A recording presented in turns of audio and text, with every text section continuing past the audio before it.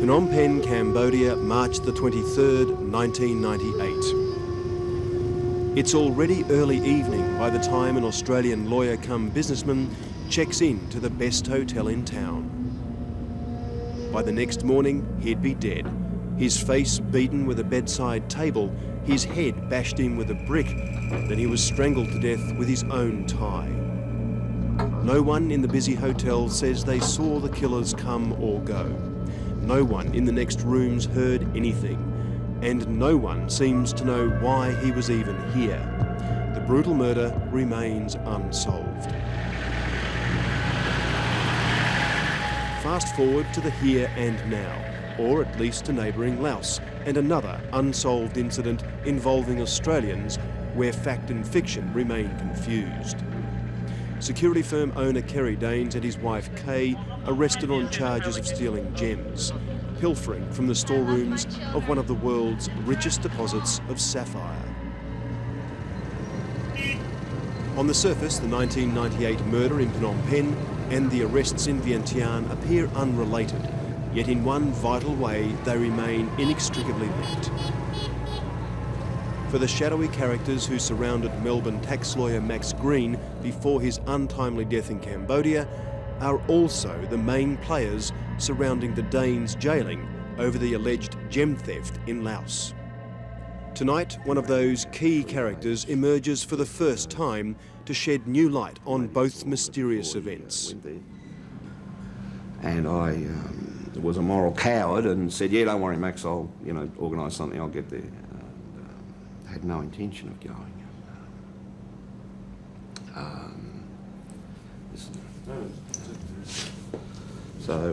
Anyway,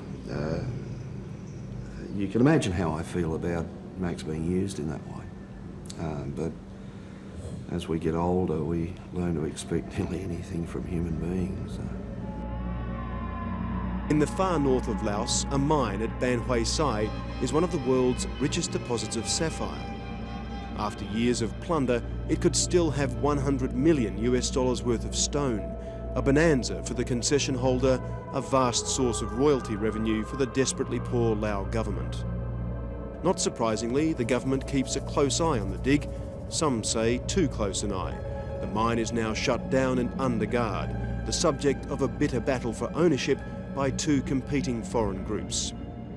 But the mine is really just the final destination on an extraordinary trail of greed, dirty deals and double crosses that had its beginnings not in Asia, but in one of corporate Australia's more respectable precincts, Melbourne's legal quarter. You're talking in the period of 93, 94, when a company was called Shug and Green Solicitors. A small firm with a person as a principal, the name of Gary Shug. Gary Shug was a crafty, ambitious lawyer looking to go places fast. But to do that in conservative Melbourne, he needed money and connections. In came Max Green, through marriage plugged in to Melbourne's wealthy establishment. Still, no one could have predicted how quickly their little firm would grow. It was just an exponential growth over a short period from, their letterhead turning from one company based in Melbourne to wanting to be based in London, New York and Kiev. Greg Stokes thought it was suspicious because it was his job. Now in private security, he was then with the Victoria Police and had been called in to investigate claims that Shug was stealing other people's money that he held in trust. But he soon discovered even more serious allegations that these lawyers were implicated in arms dealing and money laundering.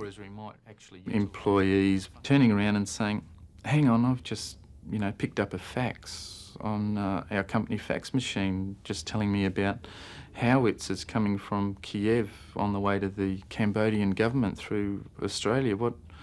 We're a legal company. Why we got these sorts of faxes coming through?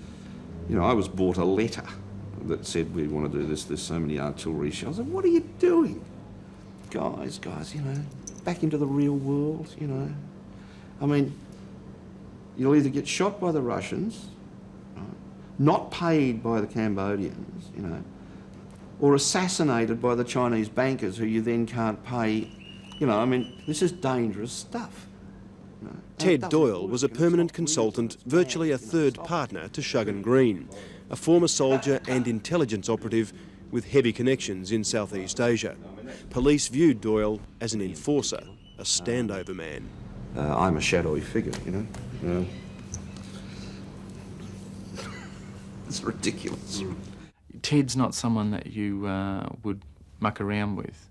It's someone that has had a previous military background. It's someone that has been up in Asia for a long period of time, that had connections in the Asia region, and he could transfer those connections down to Australia whenever he chose to do. And they're the sorts of things that people were scared of. Soon the Victoria Police had put enough together to bring a series of theft charges against firm principal Gary Shug. But before they could swoop, Shug fled the country. As they continued to look for hard evidence against Green, he went about his business, travelling to and from Asia and staying in touch with his old mate Ted Doyle, by now settled full-time in Southeast Asia. Look, I'm just a knockabout. I learned a lot. I'm a quick study, and I learned a lot about the gem trade over 20 years of fascination with the things. And decided to do it full-time. With his newfound knowledge and connections, Ted Doyle became a player in the Asian gem trade. Here, Doyle and his partner launched their effort to sell Australian opals to rich Thai buyers, an early opening gambit for their gem company. But to buy the stones, pay for occasions like this and build the business, they needed cash. And Ted Doyle's business would get it from none other than Max Green. Just as big money had flowed in with Green's arrival at the tiny Melbourne law firm, so too when he fronted Ted Doyle's gem shopfront in Bangkok. What they need you, they just need you in front of them to signature, that's all. Through her meticulous diaries, one of Ted Doyle's former office workers recalls how heavily the business relied on Max Green's Ted money. tell me, every time when we look at a stone and all that, and he got no money with him, and he said, we have to wait for Max to send us. Then every time we have to wait till money come from Max. They don't come like exactly time. Like sometimes got no money left, and then everything have to stop. And then wait till next lot come in.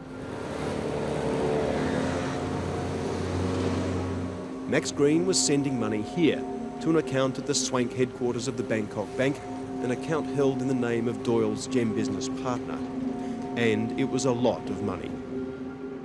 Bank documents obtained by foreign correspondent reveal that between July 1996 and October 1997, Max Green moved almost $20 million from his account held at the branch of the National Australia Bank in Carlton to Doyle's business in Bangkok.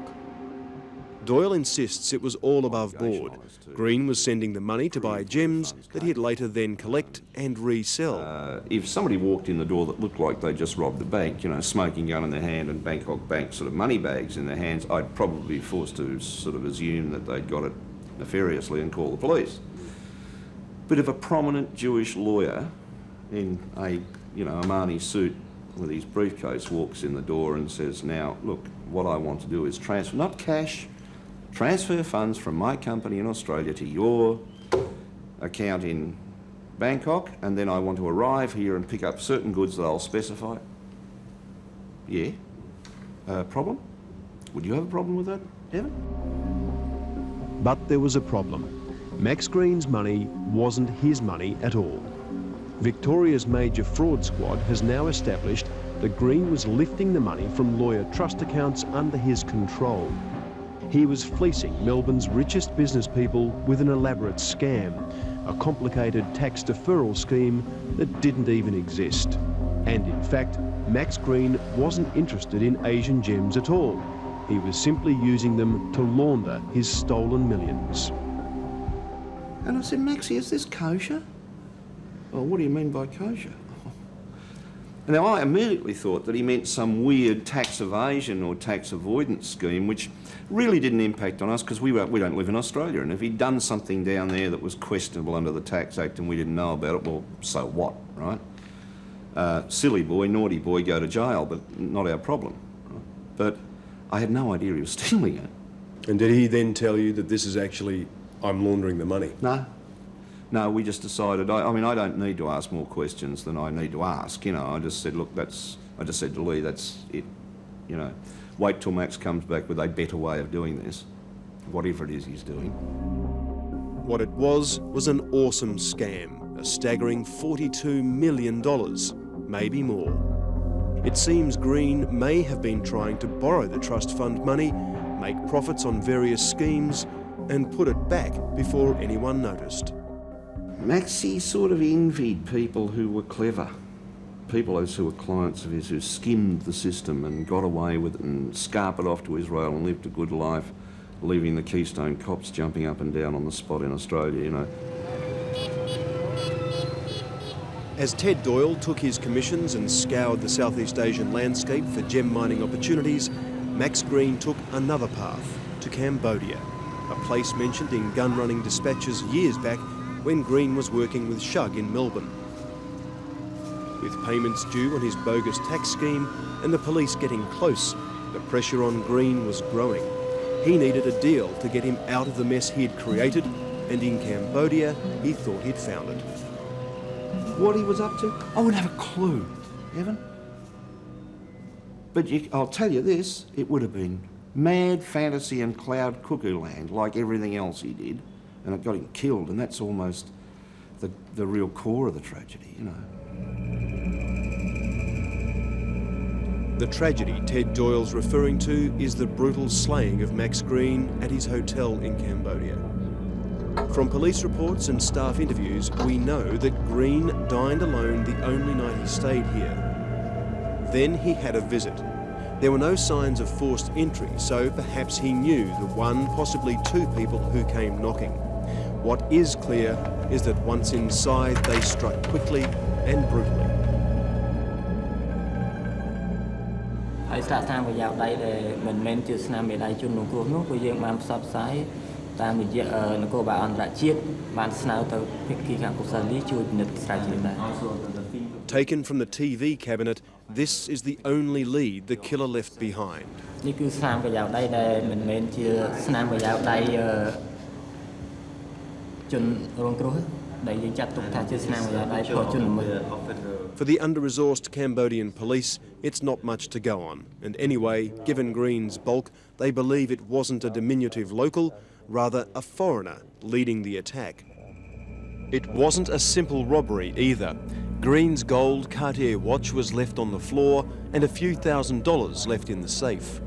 But most importantly, what was taken by the killer was a laptop computer and discs containing all the records of his financial transfers, a roadmap of the stolen millions. The thing smashed the head like this. With the investigation stalled, the evidence gathers dust. But they do have one conclusion.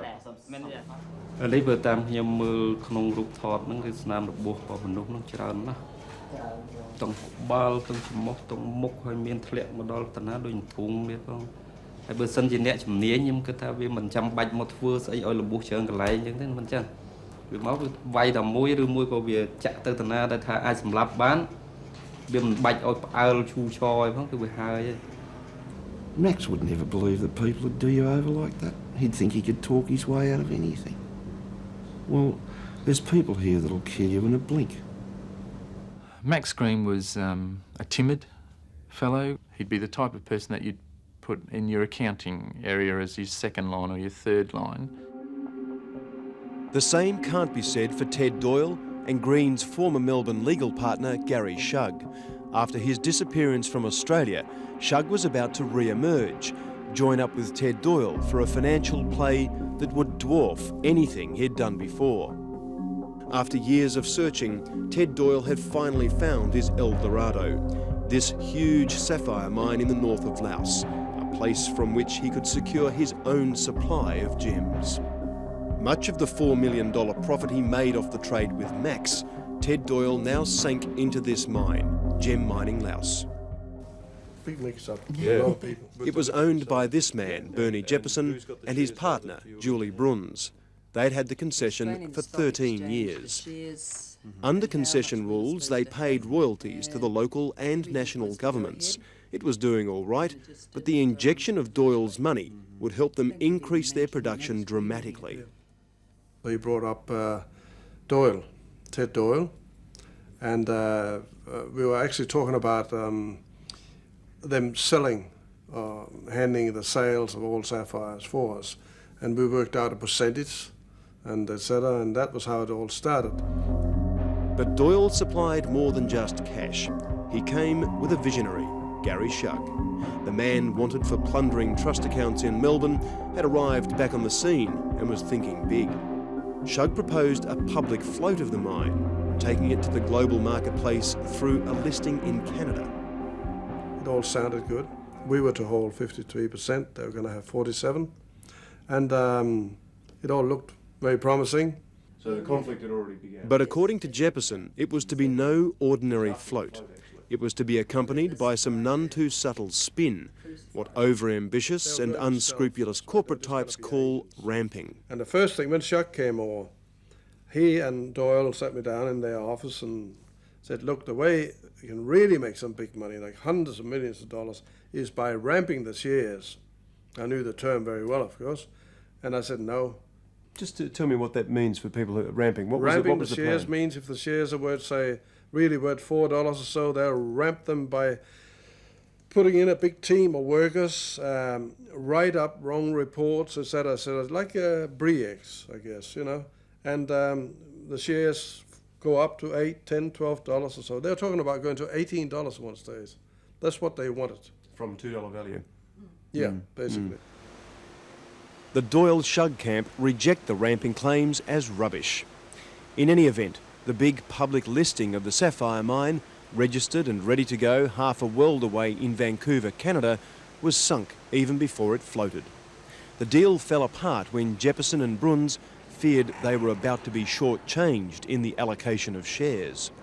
When our lawyer checked into it, the shares were not in our name. Shug still had his hand in that. They went in willingly and wholeheartedly into that public company arrangement. I think, frankly, that they decided that they could take the investors' money, milk the public company for all that it was worth, and end up still owning the mine. As the bitter tug of war over the mine threw up claim and counterclaim, officials began to take a closer look at the dig. Did you see the family kitchen? I love my children. The probe revealed a swag of missing gems, and with concessionaries Jefferson and Bruns out of the country, the police moved on the man guarding the treasure, former SAS soldier turned security officer Kerry Danes. He and his wife Kay were arrested and accused of stealing gems. Obviously, you hope this will help the Danes free them. We certainly hope they'll let them go once. In a bid to prove the Danes have stolen nothing, Julie and Bernie, for the first time, show that they in fact have at least some of the jewels that the Lao government accuses Kerry Danes of stealing. They had the New Zealand embassy sign a statutory declaration witnessing their possession of finished jewels they say are rightfully theirs, with all duties already paid to the Lao government. Well, this is in order to prove to the Lao government the jewellery is in our possession down here, in Julie's possession. It's not taken by Kerry or Kay Danes, and they have nothing at all to do with it. Even the enemy concedes the Danes are probably innocent.